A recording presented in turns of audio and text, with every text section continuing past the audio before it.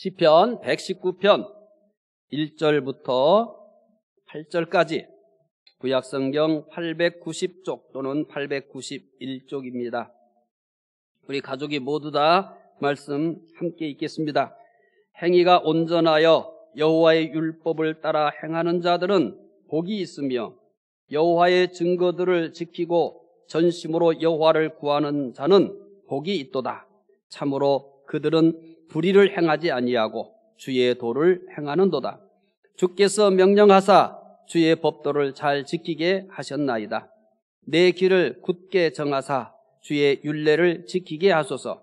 내가 주의 모든 계명에 주의할 때에는 부끄럽지 아니하리다. 내가 주의 의로운 판단을 배울 때에는 정직한 마음으로 주께 감사하리다. 내가 주의 율례들을 지키오리니 나를 아주 버리지 마옵소서. 아멘. 오늘은 성서주일입니다. 성서주일을 맞이해서 시편 119편 1절부터 8절을 본문으로 하여 말씀의 능력이라는 제목으로 말씀을 소개하겠습니다. 오늘 본문이 시편 119편 1절부터 8절이지만 내용은 시편 119편 전체를 대상으로 하고 있습니다. 시편 119편은 176절로 가장 많은 절을 가지고 있는 것으로 잘 알려져 있습니다. 시편 119편은 가장 많은 절을 가지고 있다는 것보다 더 중요한 것들이 많이 있습니다. 교회사 속에서 시편 119편에 대한 여러 학자들과 목회자들의 평가 속에는 이 119편의 특징이 그대로 나타나 있습니다. 어거스틴은 시편 119편이 너무나 큰 세계를 그려내고 있기 때문에 시편의 다른 주석을 다 마칠 때까지 본 시편의 주석을 연기했다고 합니다. 마지막에 가도 이 주저와 망설임 가운데 주석 작업을 했다고 해요. 어거스틴은 시편 119편 속에는 깊이를 알 수 없는 심연과 명료함, 그리고 충만한 응대함이 있다, 이렇게 얘기했습니다. 아마 여러분도 119편을 참 사랑할 겁니다. 이 119편에 깊이를 알 수 없는 심연과 명료함, 그리고 충만한 응대함이 있다, 이렇게 얘기합니다. 루터는 119편을 황금의 ABC다. 얼마나 이 말씀이 소중하고 귀했으면 황금의 ABC다라고 했겠습니까? 델리치는 시편 119편을 이렇게 설명합니다. 하나님의 말씀에 대한 찬양과 사랑, 그 능력과 활용에 관한 신자의 황금 입문서다. 시편 119편의 주 내용이 뭐냐면 말씀에 대한 내용입니다. 말씀. 그래서 델리치는 하나님의 말씀에 대한 찬양, 사랑, 그 능력과 활용에 관한 신자의 황금 문서로 설명을 했습니다. 스펄전은 시편 119편을 진리의 학교라고 했습니다. 이렇듯 여러 학자들이나 목회자들이 시편 119편에 대해서 설명한 것은 시편 119편이 가지고 있는 중요성, 그리고 시편 119편이 가지고 있는 특성을 잘 설명했다고 봅니다. 많은 분들이 시편 119편을 소중하게 생각하는 데는 여러 이유가 있습니다. 하지만 이 시를 쓰고 있을 때의 배경이 가장 큰 영향을 주고 있다고 볼 겁니다. 시편 119편을 이해하기 위해서 가장 중요한 것은 배경입니다. 시를 이해하기 위해서 반드시 해결하고 가야 될 것이 뭐냐면 그 시를 쓸 때의 배경입니다. 시편 119편도 마찬가지입니다. 이렇게 긴 절이지만은 이 119편도 역시 아주 깊은 배경을 가지고 있습니다. 시인은 악인들에게 고통을 받을 때 이 시를 썼습니다. 악인들에게 조롱과 멸시를 당했습니다. 또 그 악인들 중에는 당시에 고관들도 있었어요. 시인은 다양한 악인들에게 포위되어 고통을 당하고 있습니다. 당하지 않는 고통이 없을 정도로 모든 고통을 다 당했습니다. 시편 119편은 이 시를 쓰신 분에 대해서 그 고통을 설명한다면 고통의 종합 세트, 고통의 종합 세트라고 할 만큼 그렇게 많은 고난을 당하면서 이 시를 쓴 겁니다. 시인은 악인을 피하는 것이 현실적으로 불가능할 정도였습니다. 이제 우리는 시인이 고백하는 것을 통해서 그가 얼마나 힘들어하는지를 확인할 겁니다. 시편 119편을 쓴 시인의 고백입니다. 19절, 나는 땅에서 나그네가 되었다. 이 시를 쓸 때의 자기의 상황을 설명한 거예요. 나는 땅에서 나그네가 되었다. 25절에서 내 영혼이 진토에 붙었다. 내 영혼이 진토에 붙었다. 28절, 나의 영혼이 녹았다. 81절, 나의 영혼이 피곤하다. 83절, 내가 연기 속에 가죽 부대같이 되었다. 176절, 내가 이른 양같이 방황한다. 이러한 내용들이 시편 119편을 쓸 때 이 시인의 모습입니다. 시인은 악인들 때문에 나그네같이 되었습니다. 길 잃은 양같이 방황하고 있습니다. 심지어 영혼이 녹았다고 할 정도로 고통을 당하고 있습니다. 내 영혼이 녹았다. 우리가 아무리 고통을 받아도 내 영혼이 녹아버렸다. 이렇게까지는 표현한 적이 없을 겁니다. 얼마나 힘들었으면 영혼이 녹았다고 했겠습니까? 시인은 이런 고통에서 무엇을 할까요? 우리 같으면 아무것도 못할 겁니다. 다 포기해버렸을 것입니다. 그런데 시편 119편을 기록한 분은 이런 상황 속에서도 한 것이 있습니다. 시편 119편의 특징만 보아도 시인이 고통을 당하면서 무엇을 하고 있는지 쉽게 알 수 있습니다. 시편 119편은 성경 가운데서 가장 많은 절수인 176절을 가지고 있습니다.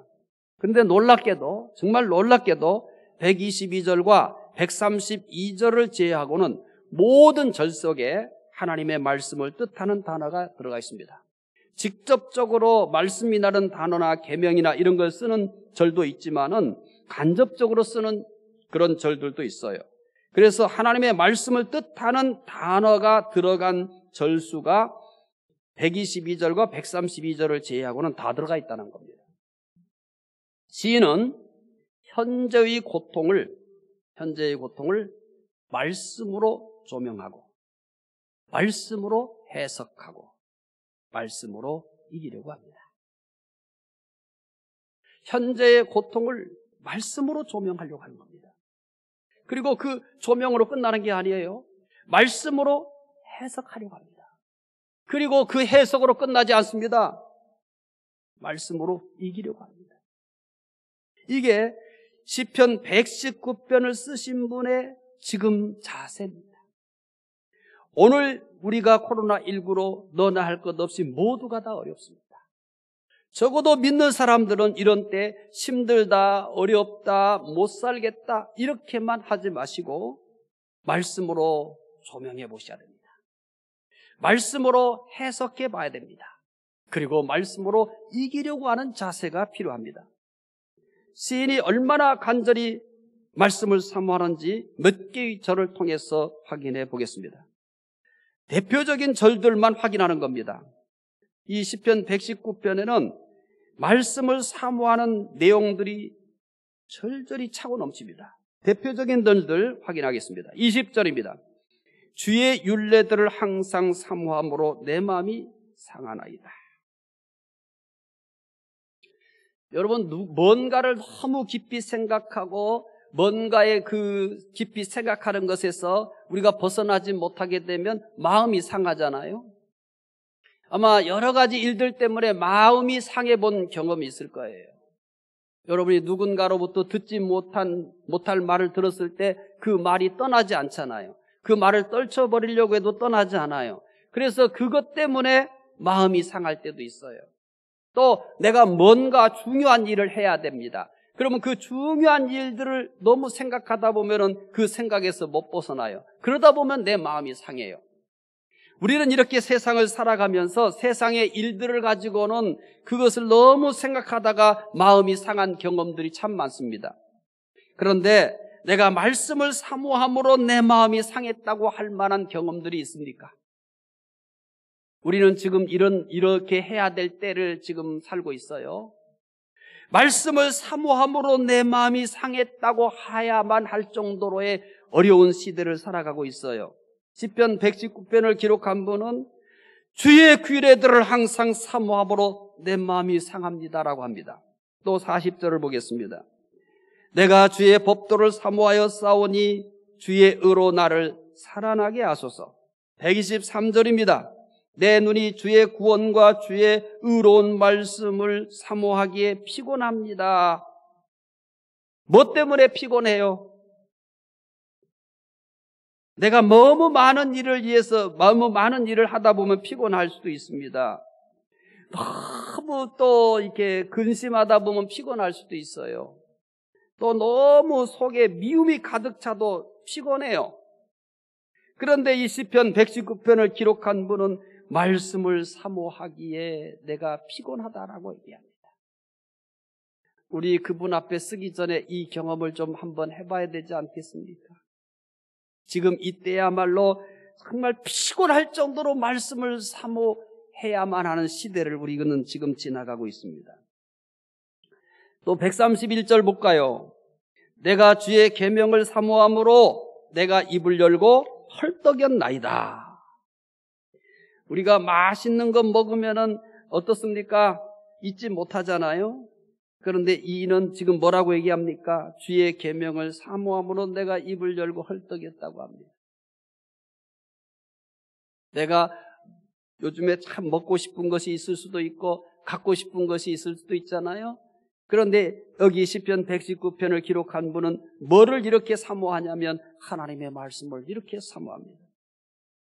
사모한다는 단어를 사용하지 않았지만 같은 의미로 이해할 수 있는 말씀들도 있습니다. 31절입니다. 내가 주의 증거들에 매달려 싸우니 여호와여 내가 수치를 당하지 말게 하소서. 내가 무엇에 매달렸어요? 요즘 근심에 매달릴 수도 있잖아요. 또 일에 매달릴 수도 있잖아요. 때로는 사람에 매달릴 수도 있잖아요. 우리는 이런 것들은 다 경험했어요. 그런데 시편 119편을 기록한 이는 뭐라고 얘기해요? 주의 증거들에 매달렸다라고 합니다. 주의 증거에 하나님 말씀에 내가 매달렸다고 합니다. 사람에게 매달려 본 적 있죠. 일에 매달려 본 적 있잖아요. 돈에 또 매달려 본 적도 있잖아요. 우리 하나님의 말씀에 매달려 본 경험도 하나 추가해야 되지 않을까요?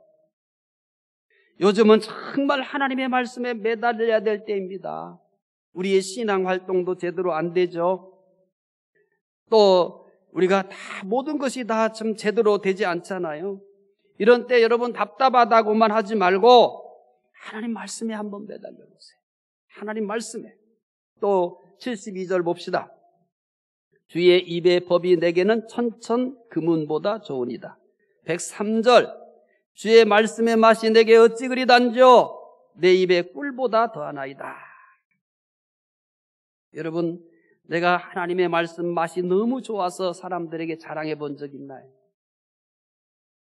내가 어떻게 해서 어느 식당에 가서 정말 내가 먹어보지 못한, 맛보지 못한 맛있는 걸 먹었어요.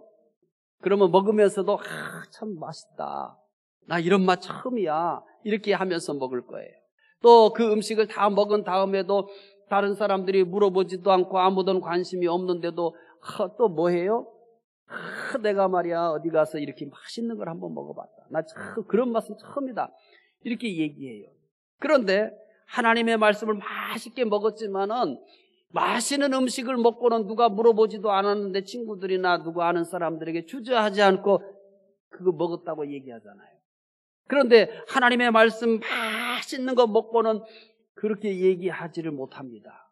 그런데 이제 편하게 얘기할 수 있어야 돼요.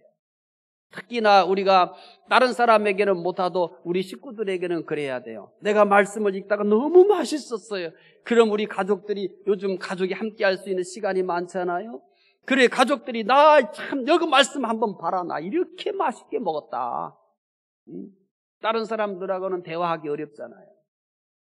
그런데 가족들에게는 그렇게 얘기할 수 있어야 되지 않겠어요? 지금 119편을 기록한 분은 그래요. 주의 말씀의 맛이 내게 어찌 그리 단지 내 입의 꿀보다 더하니다 라고 얘기합니다. 시인은 고통 속에서도 말씀만 붙들고 있습니다. 그냥 붙드는 것이 아닙니다. 말씀을 놓치면 죽을 것처럼 붙듭니다. 말씀이 유일한 생명줄인 것처럼 붙듭니다. 지금 우리는 이렇게 말씀을 붙들어야 될 때입니다. 무엇보다도 말씀을 붙들어야 될 때입니다. 말씀을 붙드시기 바랍니다. 시간만 나면 말씀을 읽으시고요. 또 읽은 말씀 묵상하시고요. 또 내 마음에 감동을 주는 말씀은 있으면 외우시고요. 이렇게 말씀에 한번 매달려 보십시오. 하나님이 이 어려운 시기를 이길 수 있는 은혜를 부어주실 줄 믿습니다.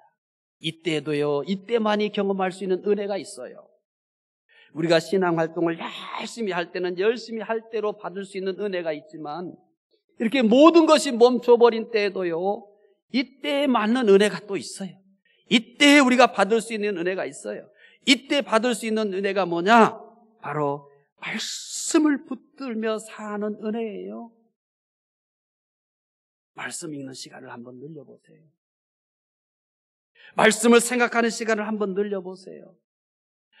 답답하다고만 하지 마시고요. 어디 마음대로 못 돌아다닌다니까 답답하다고 심심하다고 하지 마시고요. 이럴 때 한번 말씀에 심취해 보세요. 하나님이 말씀을 통해서 정말 큰 은혜 주실 겁니다. 지금까지 말씀을 통해서 경험해 보지 못한 아주 큰 은혜를 주실 수도 있습니다. 시인은 왜 이렇게 말씀에 매달릴까요? 말씀의 능력이 있기 때문입니다. 말씀의 능력을 믿고 말씀을 붙들었던 겁니다. 그렇다면 말씀에는 어떤 능력이 있습니까? 시편 119편에서 고백하는 말씀의 능력이 굉장히 많습니다. 그런데 오늘은 대표적으로 3가지만 소개해 드리려고 합니다. 첫째, 말씀은 살리는 능력이 있습니다. 119편 40절입니다. 함께 읽습니다. 내가 주의 법도들을 사랑하였사오니 주의 의로 나를 살아나게 하소서. 또 107절입니다. 함께 읽습니다. 나의 고난이 매우 심하오니 여호와여 주의 말씀대로 나를 살아나게 하소서. 156절입니다. 여호와여 주의 긍휼이 많으오니 주의 규례들에 따라 나를 살리소서. 3절의 공통점을 가지고 있습니다. 주의 의로, 주의 말씀대로, 주의 규례들에 따라 나를 살려달라고 합니다. 말씀은 살리는 능력이 있기 때문입니다. 말씀은 살리는 능력이 있습니다. 말씀은 살리는 능력이 있어요. 그래서 이 시편 119편을 기록한 이 시인은 정말 죽을 것 같은 이 고통 속에서 말씀을 붙드는 겁니다. 이 말씀은 살리는 능력이 있거든요. 하루는 하나님께서 에스겔을 뼈가 가득한 골짜기로 데려갔습니다. 그리고 하나님은 에스겔에게 상상도 못할 명령을 합니다. 하나님의 말씀을 대언하라고 합니다. 누구에게요? 저 뼈들에게 하나님의 말씀을 대언하라고 합니다. 참, 이 상상할 수 없는 어려운 명령이잖아요. 그런데 에스겔은 하나님의 말씀에 순종해서 그 뼈들을 향해서 하나님의 말씀을 대언합니다. 그러자 뼈들이 연결되고 뼈에 심줄이 생기고 살이 오르고 가죽이 덮였습니다. 그러자 에스겔은 또다시 하나님의 말씀을 대언합니다. 생기야 사방에서부터 와서 이 죽음을 당한 자에게 불어서 살아내게 하라. 그러자 살아있는 큰 군대가 되었습니다. 말씀은 뼈들을 살아나게 한 겁니다. 에스겔이 한 것은 하나님의 말씀을 그대로 외친 거예요. 에스겔의 능력이 아닙니다. 에스겔이 외친 하나님의 말씀의 능력이에요. 하나님이 그렇게 말씀하라고 했거든요. 그래서 그 말씀을 받아서 뼈들에게 외쳤더니 그 뼈들이 커다란 군대가 된 거예요. 말씀의 능력입니다. 예수님께서 나인성으로 들어가실 때입니다. 한 장례 행렬을 만났습니다. 나인성에 사는 과부의 아들이 죽어 장례를 치르는 중이었습니다. 장례라는 그 자체가 슬프지만 이 장례는 그 어떤 장례보다도 슬퍼요. 과부가 혼자 키우고 있던 그 아들, 유일한 희망이요, 유일한 꿈이었던 아들이 죽었거든요. 그러니까 얼마나 더 슬픈 장례였겠습니까? 그래서 예수님은 그 장례 행렬을 보고 그냥 지나가지를 못했습니다. 예수님께서 과부를 향해서 울지 말라고 위로하십니다. 울지 말라고 위로하십니다. 그리고 관에 손을 대고 청년아 일어나라! 이렇게 말씀하십니다. 예수님의 말씀에 죽은 청년이 살아났습니다. 예수님의 말씀에 살리는 능력이 있거든요. 예수님의 말씀에는 살리는 능력이 있거든요. 해당장 야이로의 딸이 죽었을 때입니다. 예수님은 야이로의 집으로 가서 소녀의 손을 잡고 달리다금 하십니다. 소녀야 일어나라. 소녀는 일어나서 걸어다녔습니다. 예수님의 말씀은 살리는 능력이 있습니다. 이 말씀이 바로 성경으로 기록된 겁니다. 비록 문자로 기록되었다 할지라도 이것은 문자 이상입니다. 이것은 하나님의 말씀이기 때문입니다. 죽은 자를 살리는 말씀이 바로 성경이 된 겁니다. 따라서 오늘날도 그 말씀은 살리는 능력을 가지고 있습니다. 제자들에게 이르러서 이 말씀은 주로 죽은 영혼을 살리는 능력으로 나타납니다. 제자들이 말씀을 전할 때 듣는 사람들의 영혼이 살아났습니다. 말씀을 듣고 3,000명의 영혼이 살아날 때도 있었습니다. 5,000명이 살아날 때도 있었습니다. 심지어 이 말씀은 한 나라를 변화시켰습니다. 바로 로마입니다. 로마 제국을 변화시켰습니다.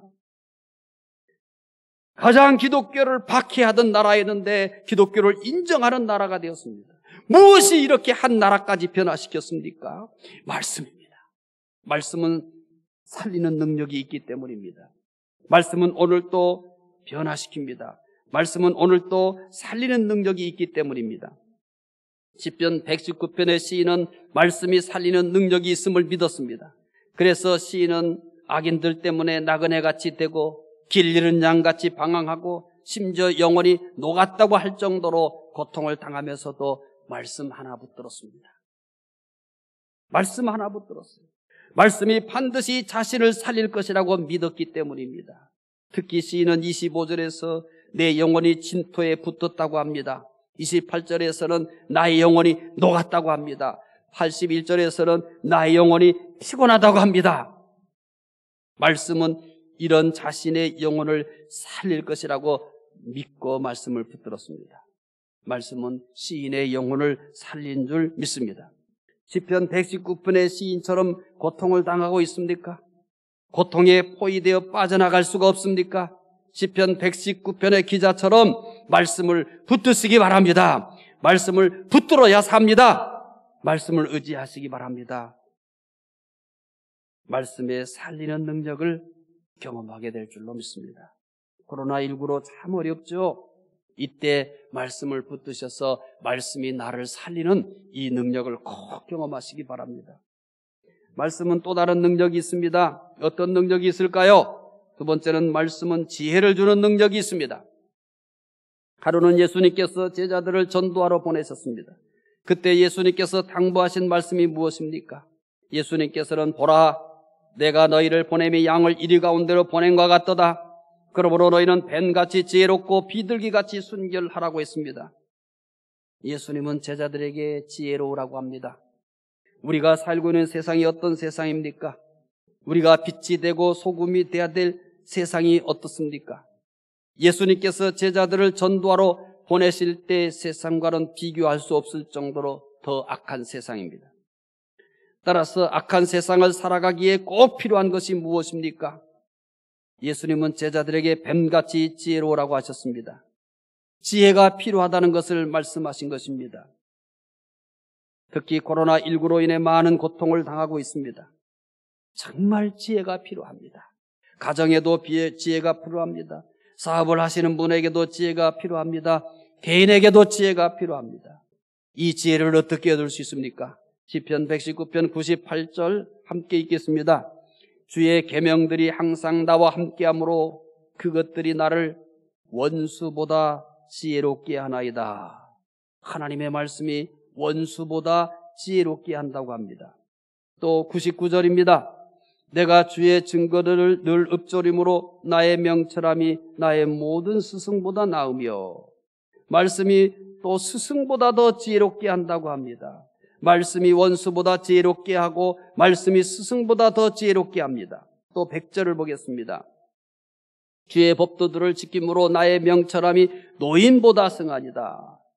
하나님의 말씀이 노인보다 더 지혜롭게 한다고 합니다. 오늘 말씀은 원수, 스승, 노인보다 지혜롭다고 합니다. 하나님의 말씀은 원수보다 지혜롭게 한다고 합니다. 스승보다 지혜롭게 한다고 합니다. 노인보다 지혜롭게 한답니다. 한마디로 얘기하면 말씀은 우리를 가장 지혜롭게 하는 거라는 겁니다. 말씀은 지혜를 주는 능력이 있기 때문입니다. 말씀은 지혜를 주는 능력이 있습니다. 시편 119편의 시인은 말씀이 지혜롭게 하는 능력이 있음을 믿었습니다. 그래서 시인은 악인들 때문에 나그네같이 되고 길 잃은 양같이 방황하고 심지어 영혼이 녹았다고 할 정도로 고통을 당하면서도 말씀을 붙들었습니다. 그냥 붙든 게 아닙니다. 이것밖에 붙들 것이 없다고 하는 심정으로 말씀을 붙들었습니다. 말씀이 반드시 악인들을 이길 수 있도록 지혜를 줄 것이라고 확신했습니다. 시인이 붙든 말씀은 악인들을 넉넉히 이길 수 있도록 지혜를 준 줄 믿습니다. 우리는 그 어느 때보다도 지혜가 필요한 시대를 살고 있습니다. 신앙생활에 지혜가 필요해요. 신앙생활에 대한 모든 활동이, 교회를 중심으로 활동이 다 멈췄잖아요. 혼자 할 수밖에 없잖아요. 그렇기 때문에 신앙생활에 무엇보다도 정말 지혜가 필요한 때예요. 가정생활에도 지혜가 필요합니다. 사회생활에도 지혜가 필요합니다. 그럼 어떻게 해야 됩니까? 말씀을 붙드시기 바랍니다. 걱정만 하지 마시고 말씀을 붙드시기 바랍니다. 말씀은 오늘 우리에게 필요한 지혜를 줄 것입니다. 말씀을 붙드시기 바랍니다. 말씀을 붙드셔서 말씀이 주시는 이 지혜로 이 어려움을 잘 이기시기 바랍니다. 말씀을 붙드셔서 신앙적으로 오히려 더 성숙해지는 계기가 되기 바랍니다. 말씀을 붙드셔서 오히려 가정이 더 지혜롭게 어려움을 잘 이기시기 바랍니다. 또 사업에 어려움을 겪고 있는 분들도 이럴 때 정말 말씀을 붙드셔서 이 어려움을 오히려 잘 이길 수 있는 지혜를 가지시기를 바랍니다. 말씀은 또 다른 능력이 있습니다. 세 번째, 말씀은 평안을 주는 능력이 있습니다. 우리가 살고 있는 세상은 불안한 요인들이 늘어가고 있습니다. 자연재해가 늘어가고 있습니다. 예상하지 못한 사고가 늘어갑니다. 예상하지 못했던 병이 끊임없이 생깁니다. 하루도 불안을 떨쳐버리고 사는 것이 불가능합니다. 집을 나서는 순간부터 불안은 시작됩니다. 사람이 아무리 많은 것을 가지고 있고 아무리 큰 일을 하고 아무리 높은 지혜에 있다 할지라도 불안하게 산다면 행복할 수가 없습니다. 그래서 사람들은 점점 더 안전한 곳을 찾습니다. 취업 준비생들이 공무원을 가장 선호하는 이유가 다른 직업보다 더 안전하기 때문입니다. 불안에 쫓기다 보면 모든 것을 그만두고 조용한 곳에 가고 쉬고 싶다는 생각에 사로잡힐 때가 있습니다. 요즘이 평안을 필요할 때는, 요즘같이 평안이 필요할 때는 없었을 것입니다. 어떻게 하면 평안할 수 있을까요? 165절 말씀에서 꼭 답을 얻으시기 바랍니다. 165절입니다. 주의 법을 사랑하는 자에게는 큰 평안이 있으니 그들에게 장애물이 없으리다. 어떤 사람에게 평안이 있다고 합니까? 어떤 사람에게 평안이 있다고 해요? 주의 법을 사랑하는 사람에게 큰 평안이 있다고 합니다. 주의 말씀은 평안을 주는 능력이 있기 때문입니다. 말씀은 평안을 주는 능력이 있습니다. 말씀은 평안을 주는 능력이 있습니다. 시편 119편을 쓸 때 시인은 가장 불안한 때입니다. 악인들이 조롱하고 멸시합니다. 악인들 중에는 고관까지 있었습니다. 하루하루가 불안합니다. 아침에 눈을 뜨는 것이 두렵습니다. 오늘은 어떤 악인에게 시달릴지 모르기 때문입니다. 시인은 저녁이 되면 아침이 오지 않기를 기대했을 것입니다. 그러나 기다리지 않는 아침은 어김없이 찾아왔습니다. 얼마나 답답하고 불안했겠습니까? 시인은 불안 속에서 붙든 것이 바로 말씀입니다. 그가 말씀을 붙든 것은 말씀이 평안을 주는 능력이 있음을 믿었기 때문입니다. 시인이 이 힘든 상황에서 하루하루를 버틸 수 있었던 것은 말씀이 주는 평안 때문입니다. 무디는 이렇게 말했습니다. 하나님의 말씀을 연구하면 마음이 평온해진다. 하나님의 말씀을 연구하면 마음이 평온해진다고 했습니다. 리빙스턴은 이렇게 말합니다. 내가 말이 통하지 않는 데다가 때로는 적대적인 태도를 보여주던 사람들 틈 속에서 포로 생활과 같은 나날을 살아가면서 용기를 잃지 않고 위로받은 것이 무엇이었는지 당신은 알고 계십니까? 그것은 바로 이런 성경 구절이었습니다. 내가 세상 끝날까지 너와 항상 함께 있으리라.